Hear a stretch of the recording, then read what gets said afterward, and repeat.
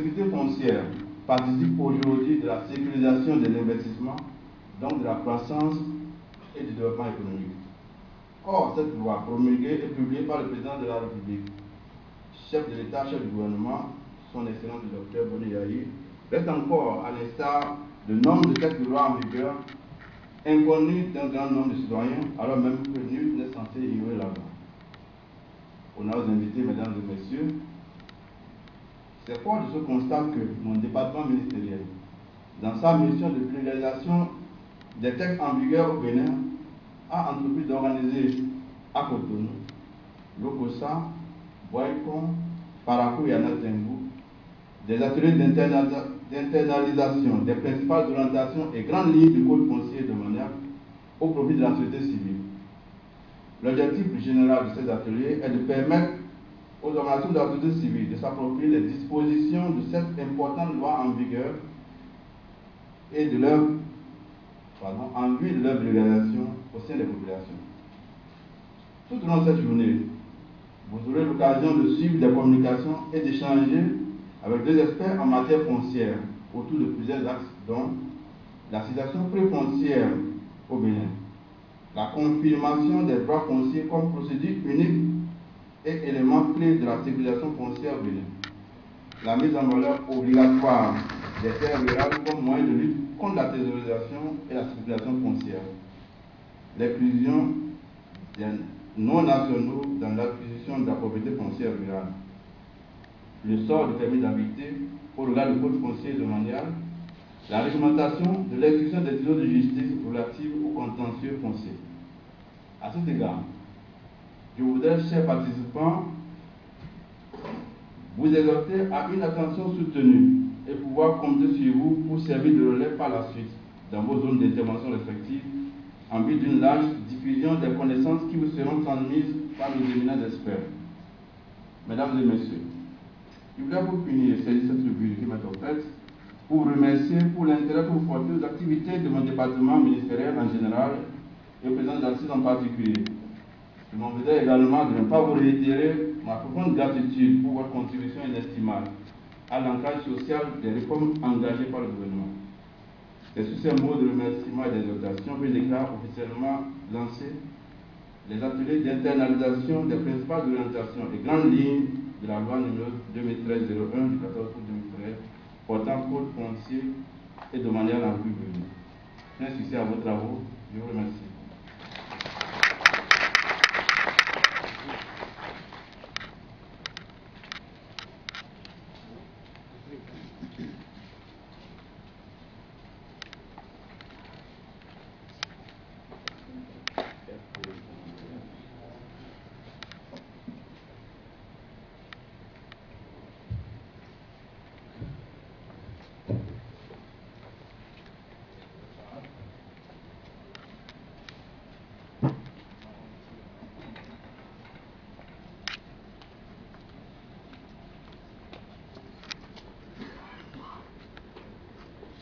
Qui vont arrêter un phénomène qu'on a commencé à observer.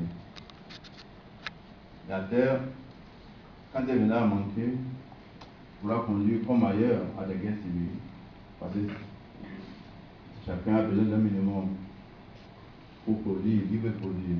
Et c'est ça qui a justifié en partie les invasions qu'on a connues, les invasions coloniales par exemple.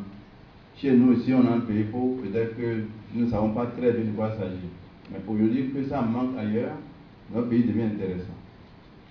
On peut produire chez nous.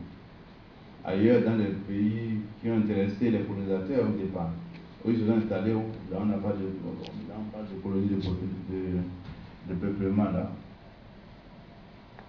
Vous connaissez une boutade célèbre d'un Kenyan qui disait ceci, un Kenyan également célèbre qui disait, quand ils sont arrivés, bon, c'est-à-dire la terre est importante, c'est un enjeu majeur pour l'avenir.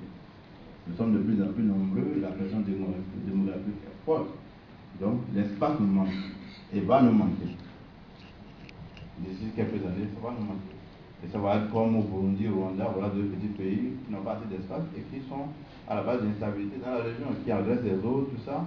pour vouloir annexer une partie des Zaïre, le Congo démocratique, ainsi de suite, tout l'appareil qu'il y a là. Et entre eux-mêmes ne peuvent pas vivre ensemble parce qu'il n'y a pas assez d'espace. Donc, si tous ils sont présents, il faut que les Hutus sortent d'abord, et ainsi de suite. Donc, c'est ça, ce problème-là. Pour lui, le pays. Voilà.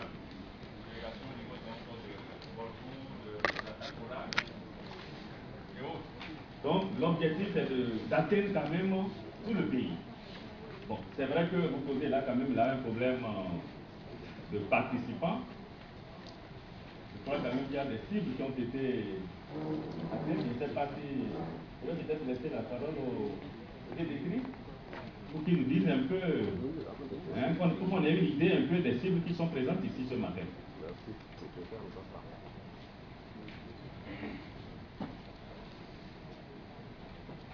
Merci, Monsieur le Président.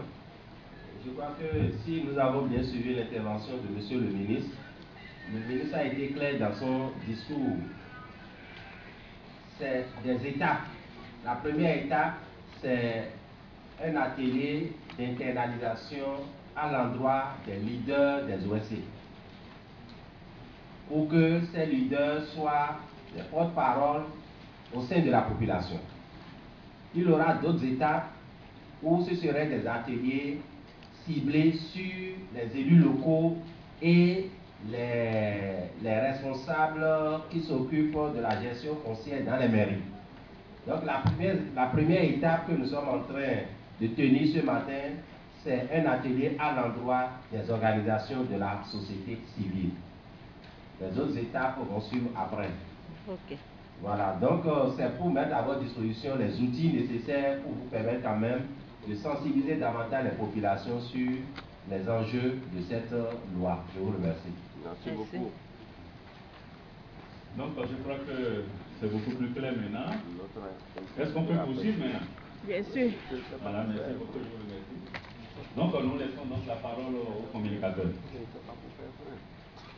Merci, Monsieur le Président du Président. Excellence, Monsieur le ministre chargé des relations avec les institutions, Mesdames et Messieurs les membres du cabinet du ministre, Majesté et tête couronnée, Mesdames et Messieurs les membres des organisations de la société civile, bonjour. Bonjour. Il me soit l'honneur de vous présenter, dans le cadre de cet atelier, une communication sur le thème Genèse de la réforme foncière au Bénin. Alors, c'est une communication qui comporte deux grandes parties. Donc, elle s'articule autour de deux points, deux grands points. Dans une première partie, nous allons vous entretenir de la gestion, de la genèse plutôt de la réforme foncière au Bénin. Et dans ce cadre, nous allons vous faire un bref rappel de la situation foncière au Bénin, donc la situation pré-réforme. Ensuite, nous allons vous entretenir du processus d'élaboration du code foncier et domanial.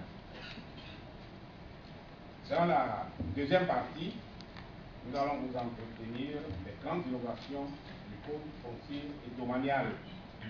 Et à cet effet, nous allons aborder deux points. Nous allons vous présenter la structuration du code et puis les innovations majeures de cet important arsenal juridique. Il faut dire que depuis le 14 août 2013, date de la promulgation de la loi 2013-01 portant code foncier et domanial, le Bénin dispose d'un nouvel arsenal juridique dont l'objectif ultime est de promouvoir une meilleure gouvernance foncière à travers, d'une part, la mise en place d'un fichier foncier unique, l'application des procédures simples, rapides et moins coûteuses de confirmation des droits fonciers de toute origine à l'effet de leur utilisation pour délivrer les syndicats fonciers titulaires au référent, et d'autre part, l'émergence d'un climat plus sécurisé pour des investissements durables dans le domaine foncier. Alors donc, c'est dans ce contexte qu'il convient de situer le présent atelier pour informer le grand public, et notamment les acteurs du jeu foncier, et principalement les acteurs de la société civile, sur les grandes lignes de cet important cadre juridique qui régit désormais le foncier dans notre pays. Alors, l'état des lieux de la situation foncière, là j'aborde la première partie de mon intervention. L'état des lieux de la situation foncière réalisé dans les années 90 révélait une insécurité foncière accrue, dont les causes étaient entre autres l'absence de politique foncière et domaniale depuis l'indépendance du pays. Vous savez, normalement, pour promouvoir une bonne gestion foncière, il faut tracer les grands principes, les grandes orientations, les axes stratégiques de la gestion foncière à travers un document cadre de politique foncière. Cela a fait défaut pendant longtemps dans notre pays. Ensuite, nous avons un dualisme juridique dans le domaine foncier. Donc, et là, c'est un trait marquant de la situation foncière qui a prévalu dans notre pays pendant longtemps. Donc, il y a eu un dualisme qui caractérise la gestion foncière de notre pays, en ce sens qu'il y a deux régimes distincts qui cohabitent. Il y a le régime de droit écrit, constitué des textes pour la plupart hérités de la colonisation, mais qui sont peu adaptés au contexte local. C'est vrai que, au titre de ce régime de droit écrit, nous avons bénéficié du régime que nous appelons couramment régime de la propriété foncière, qui était incarné par la loi 65-25 du 14 août 1965 et qui a gouverné la procédure d'établissement de titre foncier, lequel confère à son titulaire un droit de propriété en principe inattaquable. Mais il faut reconnaître que malgré la sécurité foncière que ce régime incarne, ce régime n'a pu être à la portée de la grande masse, tout simplement parce que la procédure était très longue, la procédure était assez complexe, et puis elle est assez onéreuse, donc peu à la disposition, à la portée de la bourse des paysans. Donc ça posait un véritable problème. Il y a le régime de droit coutumier qui repose essentiellement sur l'oralité. Mais c'est un régime assez souple parce que ça permet à la grande masse des paysans d'accéder aux activités agricoles parce que c'est un régime qui est exempt de formalisme. Mais le caractère oral de ce régime fait que souvent il y a des contestations, des conflits fonciers et les gens vraiment hésitent à investir durablement dans la production agricole. Alors, un trait marquant de la situation foncière, c'est également un cadre institutionnel composé d'une multitude de structures qui se neutralisent parfois au plan des stratégies et des objectifs à atteindre.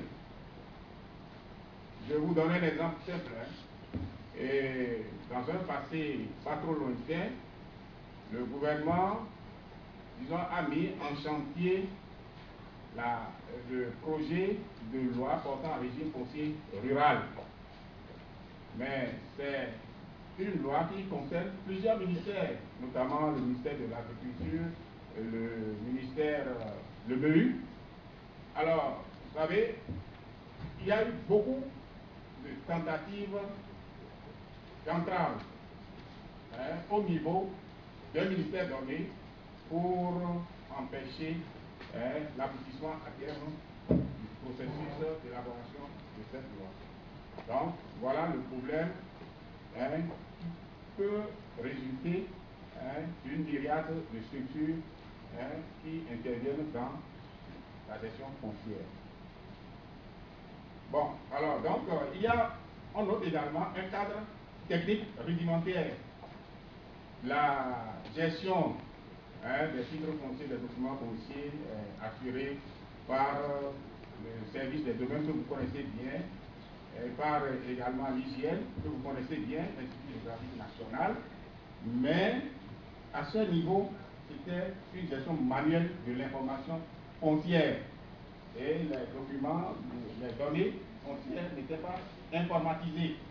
Et cela engendre des pertes et une mauvaise tenue de la documentation foncière.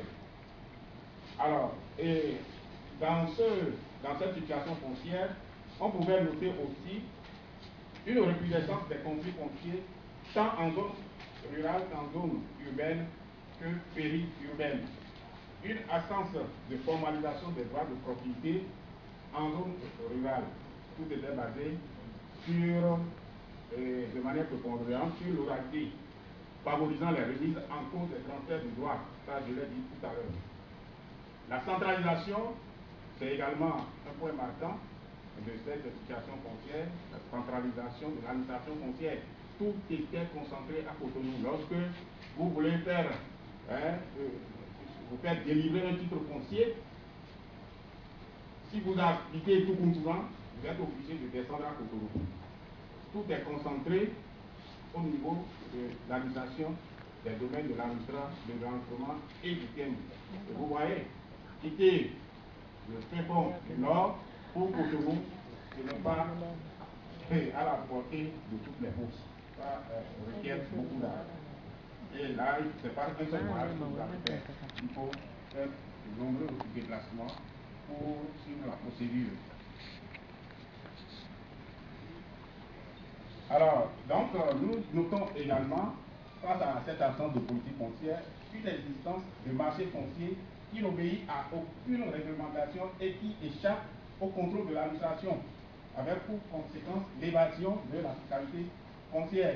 Les gens minorent les prix d'achat de leurs parcelles afin de payer le moindre coût à l'administration foncière.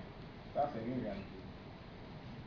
Donc, devant ce tableau, le gouvernement, avec l'appui des partenaires au développement, a initié des actions de sécurisation foncière depuis quelques années en vue d'atténuer la situation.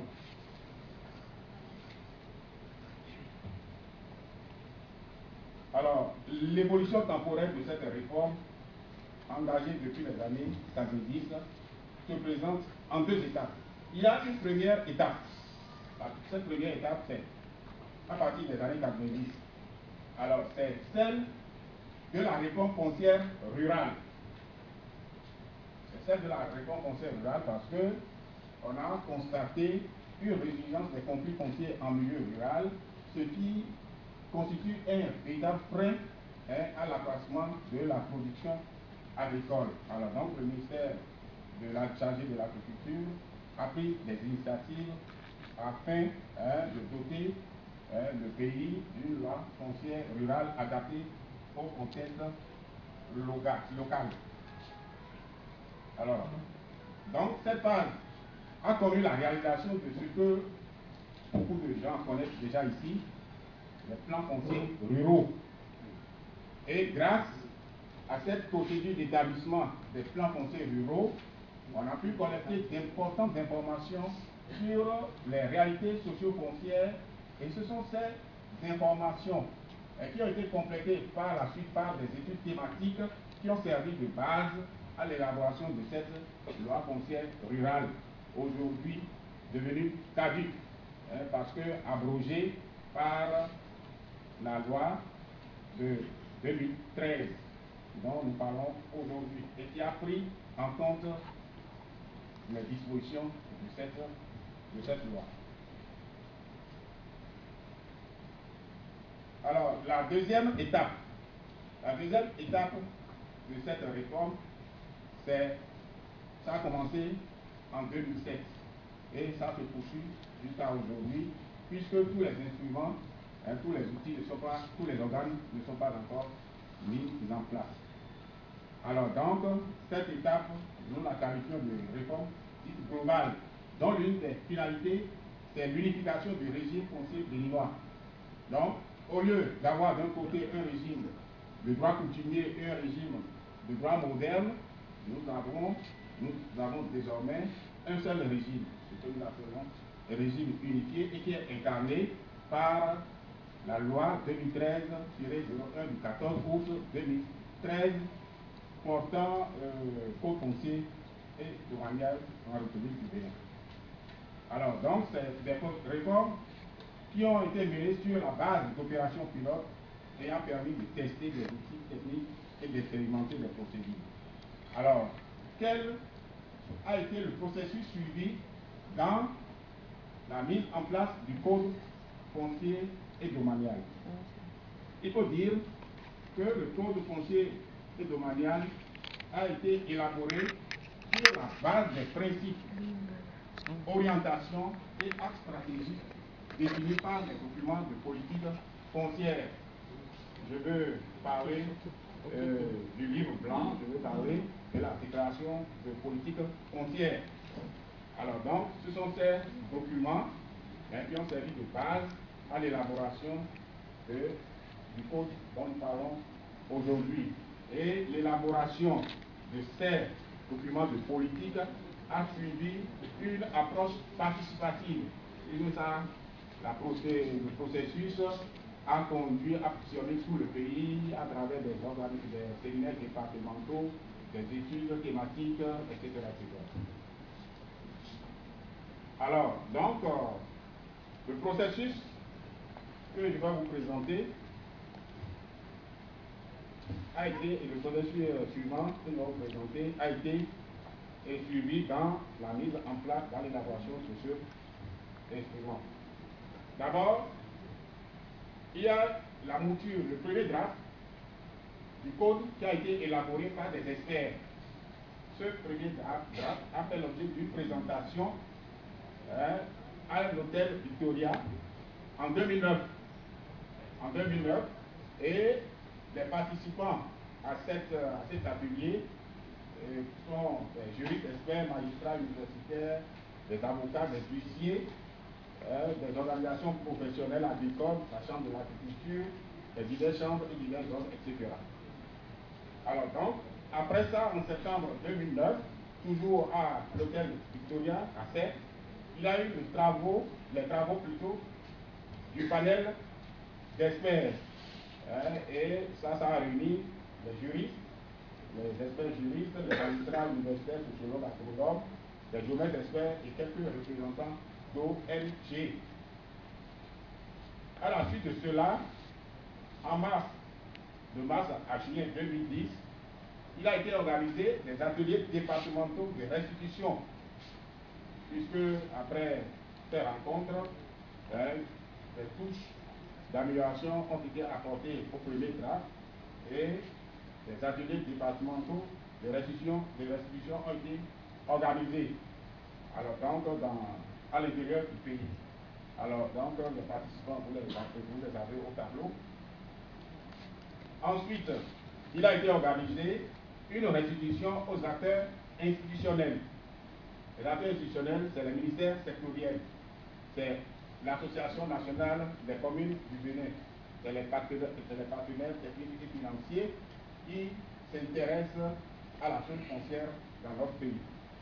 Ensuite, il y a eu la validation nationale du code foncier et domanial. Cela s'est passé à l'hôtel Jérémy, à Abomey, en février 2011. C'est après, donc à l'occasion de cette validation, vous convenez qu'il y a toujours des interventions, des propositions d'amélioration. Tout ça a été pris en compte avant que le projet ne soit transmis au gouvernement pour l'Assemblée nationale. Et lorsque le projet a atterri sur la table de l'Assemblée nationale, un forum parlementaire a été organisé à Boycon. C'était à l'hôtel d'Aco. Et ça a rassemblé évidemment les députés, dans leur grande immense majorité, étaient présents à ce important forum organisé à Boycon. Et c'était pour leur permettre de s'imprégner du contenu de ce dispositif avant l'étude en commission de la loi. Donc, justement, après ça, il y a eu des travaux en commission à l'Assemblée. Ensuite, il y a eu un séminaire gouvernemental sur le code foncier, donc tout le gouvernement au grand complet a été réuni pour suivre la présentation du projet de code. Et c'est après cela que les débats ont eu lieu à l'Assemblée pour aboutir à l'adoption du code foncier et domanial en République du Bénin. Donc, c'est des rencontres qui ont donné l'occasion aux différents acteurs de se prononcer sur le contenu, d'apprécier le niveau de prise en compte de leurs préoccupations et de provoquer et de proposer éventuellement des améliorations. Et là, à travers cette présentation du processus, vous voyez bien que l'approche participative a prévalu dans tout le processus.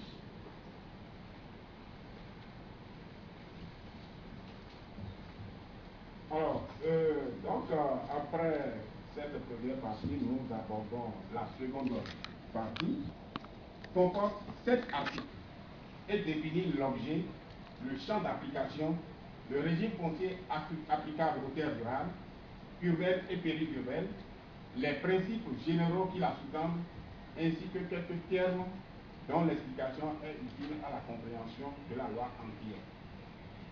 Le titre 2, intitulé « De la propriété », comporte 105 articles et traite des questions relatives aux différents modes d'accès à la terre, aux droits réels immobiliers, à la prescription instinctive et à la copropriété des biens immobiliers.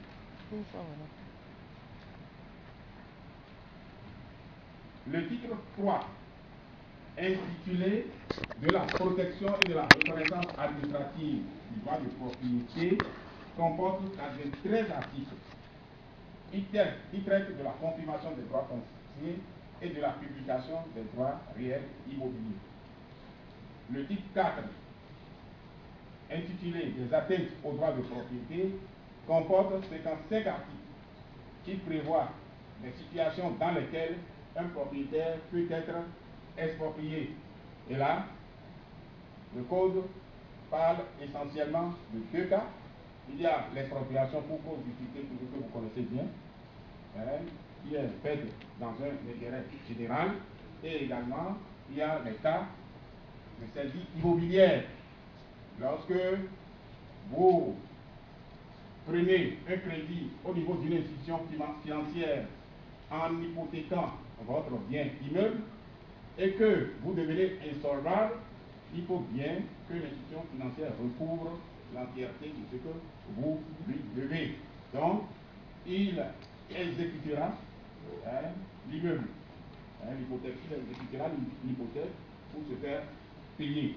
Alors, donc, ceci pour vous dire que même si vous avez un droit de propriété, si vous avez la propriété d'un immeuble, vous n'êtes pas à l'abri de certains risques.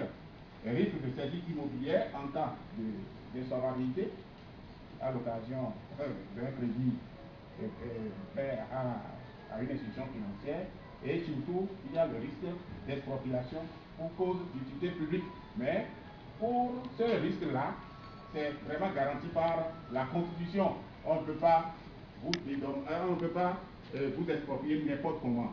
Non, en principe, vous devez être dédommagé, et ce dédommagement devait être préalable à l'expropriation. Alors, donc, ensuite, il y a le titre 5 qui concerne le domaine immobilier de l'État et des collectivités territoriales. Il est composé de 87 articles et précise la composition des 10 domaines, fixe les règles de leur gestion, qui fixe en outre les principes et règles de gestion des ressources naturelles. Le titre 6 prescrit les dispositions relatives aux terres rurales et coutumières. Ces 27 articles sont consacrés aux dispositions applicables au domaine privé rural de l'État et des collectivités territoriales, ainsi qu'aux terres rurales appartenant aux personnes physiques ou morales de droit privé. Le titre 7, qui est intitulé « De la preuve et du contentieux foncier », comporte 42 articles qui définit les titres, moyens de preuve de la propriété foncière. Ce titre prévoit également les règles et procédures amiables et contentieux de règlement des conflits fonciers. Et vous verrez, au niveau de ces titres, il y a quand même une certaine innovation qui, dans la mise en œuvre, va permettre un peu de dégorger nos juridictions et de permettre aux parties en conflit de trouver très rapidement un règlement. Ça, c'est la procédure amiable qui peut, lorsque cette procédure aboutit, elle peut recevoir l'autorité de la chose jugée. Donc, il y a une procédure qui est définie par le code à ce sujet. Il y a le titre 8 qui définit le cadre institutionnel de la gestion domaniale et foncière. Il institue notamment l'Agence nationale du domaine et du foncier, le Conseil consultatif foncier, la Commission de gestion foncière, la régie foncière et le cadastre. L'Agence nationale du domaine et du foncier, ici à là, ça va être mis en place par un décret, puis en Conseil des ministres, et c'est une agence qui sera le guichet foncier unique. Donc, toutes les procédures seront, disons, accomplies au niveau de ce guichet foncier unique, et ça va être déconcentré sur tout le territoire national au niveau de nos communes, à travers des bureaux locaux du domaine et du foncier. Il y a le titre 9, qui est composé de 29 articles, qui traitent des infractions et des sanctions en matière foncière et immobilière. Enfin, il y a le titre 10, qui est composé de 28 articles, qui prévoit les dispositions transitoires et finales. Dans ce cadre, il définit les mesures à mettre en œuvre en attendant l'application effective du code foncier et domanial. Le législateur, à ce niveau, s'est spécialement préoccupé de la manière dont il faut mettre en œuvre les décisions de justice, ordonnant une expulsion forcée pour atténuer les conséquences sociales des personnes qui en sont l'objet. Donc, il est exigé une négociation à l'amiable en vue du rachat par la partie prétendante au procès de l'immeuble habité. C'est également quelque chose qui est prévu, vous savez, ce qui attire l'attention surtout, c'est les expulsions massives ou bien les démolitions d'immeubles sur des périmètres quand même importants dans nos villes et qui vraiment entraînent des conséquences très préjudiciables aux personnes qui en sont l'objet. Donc c'est pour trouver des choses là, des mesures d'atténuation à ces conséquences que le législateur a prévu au niveau du titre 10 cette procédure-là. Alors donc, c'est ce titre-là qui crée un fonds de dédommagement foncier dont la mission est de renforcer et de simplifier l'accès de l'État et des collectivités territoriales à la terre dans le cadre de leur politique de développement et pour leurs différents besoins d'utilité publique. Voilà. Donc, ce titre abroge, bon, évidemment, comme ça se fait dans toutes les dispositions, dans toutes les lois, ça abroge la loi sur le permis d'habiter que vous connaissez bien, la loi de 1960. Ça abroge la loi dont je venais de parler, la loi de 2007 portant régime foncier rural. Ça abroge la loi 65-25 du 14 août 1965 portant régime de la propriété foncière. C'était ce régime qui permettait de délivrer des titres de propriété au requérant. Alors donc, il faut dire que c'est un régime qui introduit d'importantes innovations porteuses de germes de la bonne gouvernance foncière. Si les tests d'application sont pris et correctement mis en œuvre, si les organes, les outils prévus par ce cadre juridique deviennent effectifs, c'est clair que nous allons atteindre la bonne gouvernance foncière qui est l'objectif recherché par nos actuels gouvernants. Alors, quelles sont les grandes innovations du code foncier et domanial?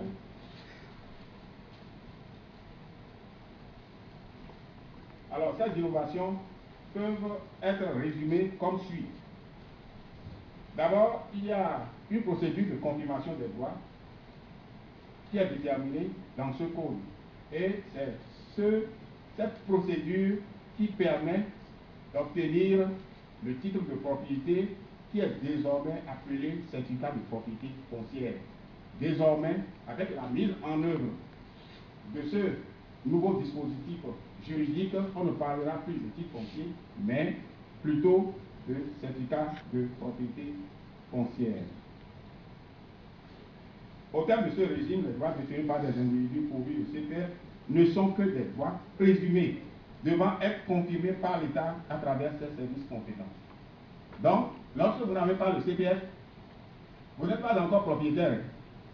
Même si vous avez une convention affirmée au niveau de la commune, et même si vous avez le permis d'habiter qui vient d'être amoché, mais ça continue d'être valable pour ceux qui en ont, ceux qui le détiennent.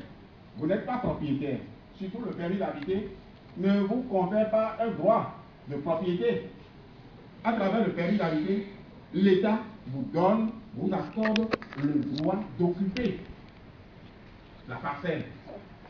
C'est comme ça qu'il faut comprendre. Mais dans notre pratique quotidienne, on prend le titre, le permis d'habiter comme un titre foncier. Ce n'est pas un titre foncier. C'est un titre qui est essentiellement révocable parce que l'État peut toujours vous retirer la terre, le terrain objet du permis d'habiter.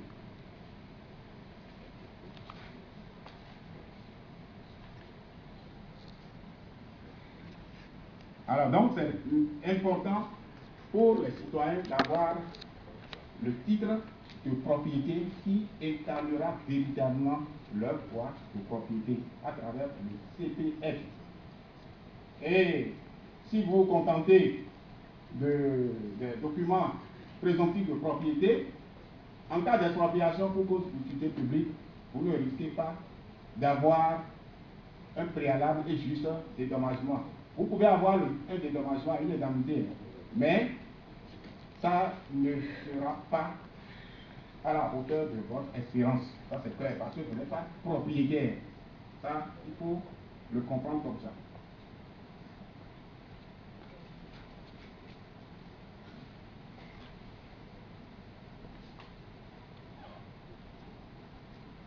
Alors, cette procédure de confirmation de droit foncier est axée en milieu urbain et périurbain sur la confirmation de droit à partir de documents de présomption de propriété foncière ou d'une décision de justice définitive. En milieu rural, sur la confirmation de droit à partir de documents de présomption de propriété foncière du registre des ayants droit du plan foncier rural ou d'une décision de justice définitive. Alors, les documents de présomption de propriété au sens du présent code, c'est par exemple l'attestation de détention coutumière, c'est par exemple l'attestation de recasement que la commune, la mairie vous délivre à la suite de la procédure de lotissement. C'est l'avis d'imposition des 3 dernières années. Donc, notre droit actuel, notre code, a voulu faire quand même de l'avis d'imposition un document de présomption de propriété.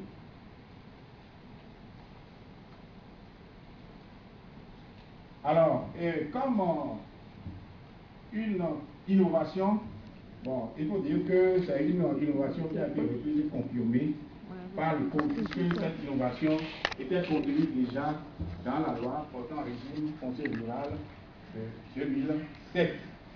C'est la mise en valeur obligatoire des terres rurales. Lorsque vous achetez une terre, un domaine rural, vous avez l'obligation de le mettre en valeur. Et ceci pour lutter contre la thésaurisation et la spéculation foncière que nous observons depuis des années. Vous avez vu, ceux qui sont un peu nantis vont acheter des hectares à vil prix dans la périphérie des grands centres urbains, mais n'en font rien. Ils laissent le terrain, attendent le bon moment, les morcelles, l'État qui a été acheté peut-être à 200 000, ça va être morcelé peut-être en 12 ou 16 parcelles et l'unité vendue à 2 millions. Vous voyez? Alors donc c'est pour lutter contre ce phénomène que cette disposition a été prise dans la loi portant régime foncier et domanial. Alors donc c'est l'article 367 qui en parle et qui fait obligation aux personnes titulaires de droits de propriété ou bien titulaires d'une parcelle quelque part de les mettre en valeur. Également, une innovation qu'il faut noter et saluer, c'est le plafonnement des acquisitions de terres rurales, qui constitue, à notre avis, une approche de solution contre le développement du phénomène d'accaparement massif des terres rurales. Vous savez, il y a des types étrangers qui vont, disons, miroiter de belles choses aux paysans et afin de pouvoir acheter leur domaine et à vil prix.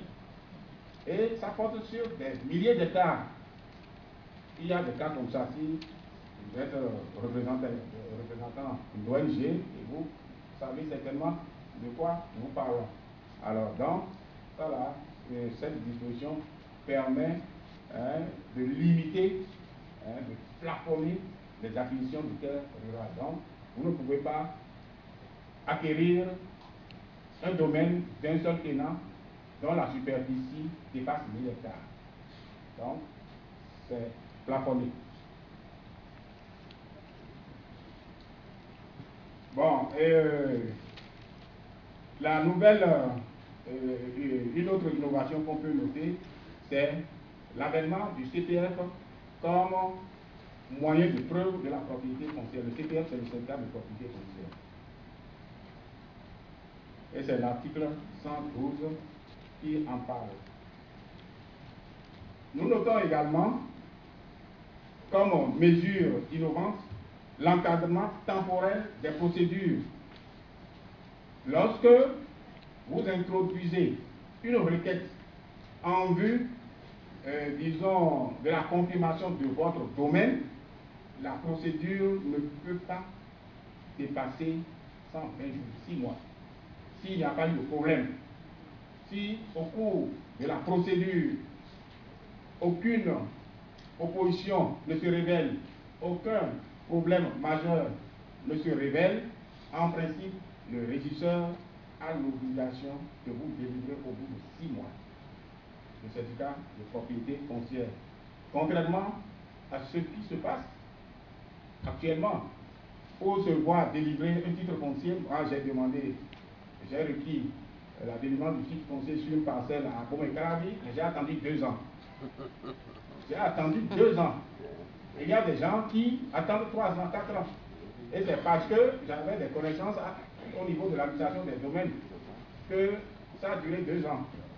Donc vous voyez, il y a un véritable problème à ce niveau-là. Alors que peut-être vous avez besoin de ce titre-là pour obtenir du crédit et mettre en valeur votre domaine.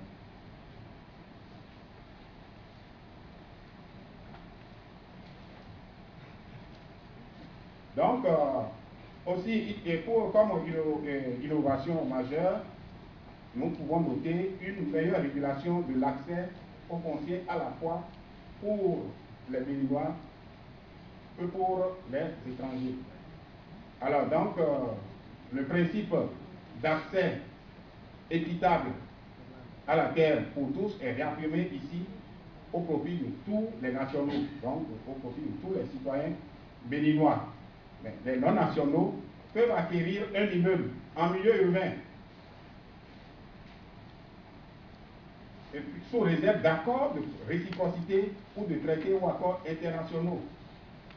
Donc, lorsque vous êtes ressortissant du Burkina, par exemple, vous pouvez acquérir un immeuble en zone urbaine, donc à Cotonou, par exemple.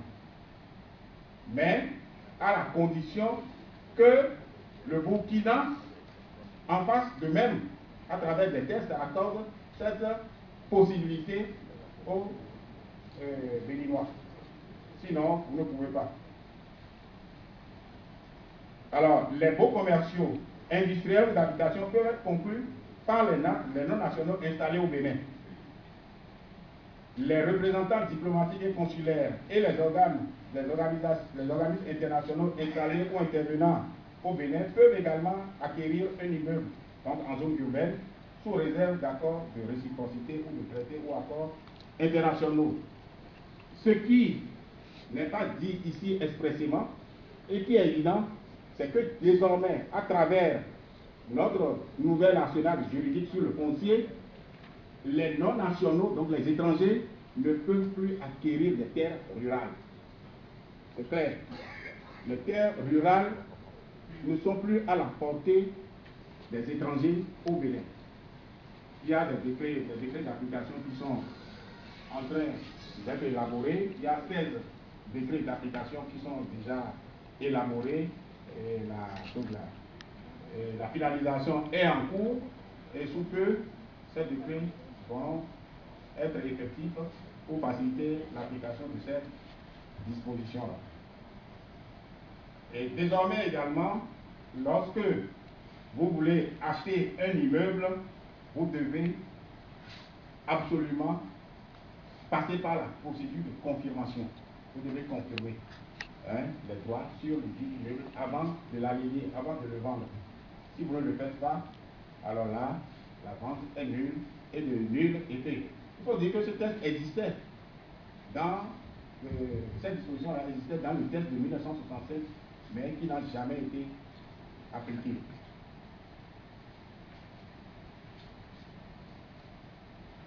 Bon, il y a l'institution de la prescription extinctive, et donc, qui est organisée par les articles 30, 31 et 32 de notre code. Et cette prescription, c'est 10 ans. Ça veut dire que lorsque vous êtes sur un domaine, vous occupez un domaine de façon paisible, de façon notoire paisible, pendant plus de 10 ans, et que personne n'a revendiqué ce domaine, même si cette personne a des droits sur le dit domaine, elle ne peut plus revendiquer ses droits après une période de 10 ans. Parce qu'on va lui opposer la prescription extinctive. Après 10 ans. C'est sérieux. Ah oui? Bon, il y a également la copropriété, des termes nouveaux que nous ne connaissons pas, mais qui existent déjà et qui n'est pas organisé dans notre pays. Désormais, c'est organisé par notre droit foncier positif. La copropriété, c'est le fait pour plusieurs personnes d'être propriétaires d'un même immeuble. Est-ce que vous voyez? Donc, il y a un grand immeuble et contenant des appartements déterminés. Donc, chacun est propriétaire de cette quote-part. Donc, tout l'immeuble, pour tout l'immeuble, tous ces copropriétaires-là ont des droits là-dessus. Donc, c'est ça la copropriété, c'est désormais organisé dans notre pays. Alors, je l'avais dit au début, il y a un nouveau dispositif institutionnel qui va être mis en place. C'est l'Agence nationale du domaine et du foncier, ce que nous appelons l'ANDF, qui va être mise en place et qui sera désormais le guichet unique du foncier au Bénin. Bon, il y a un conseil consultatif foncier qui est créé et qui va jouer le rôle de conseil en vue d'une meilleure gestion foncière dans notre pays. Donc, le dispositif foncier prévoit également les modes et moyens de preuves dans les contentieux fonciers. Il y a également le droit de préemption qui est reconnu à la NGF et à l'État et à la commune. Le droit de préemption, c'est le droit qui est reconnu à une administration donnée de s'exprimer en priorité sur l'achat de l'immeuble qui est mis en vente. Si l'administration en question a le désir de l'acheter, donc priorité est donnée à cette administration-là. Donc l'administration va faire prévaloir son droit de préemption sur l'immeuble qui est mis en vente. Donc c'est organisé désormais dans ce nouveau dispositif. Et on a noté également un meilleur encadrement de l'exécution des décisions de justice. Ça va être développé cet après-midi par mon collègue Adjaka.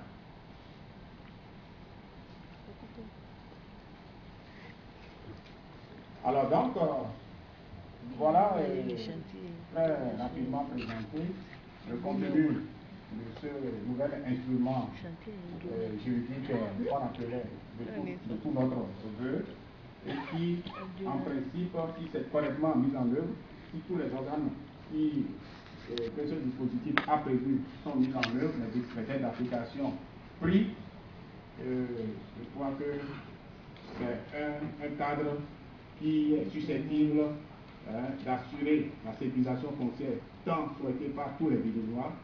C'est un cadre juridique qui constitue un véritable levier de développement. Donc, ça va favoriser les investissements tant dans le domaine agricole, donc dans le secteur rural, que urbain. Voilà, je vous remercie. Merci.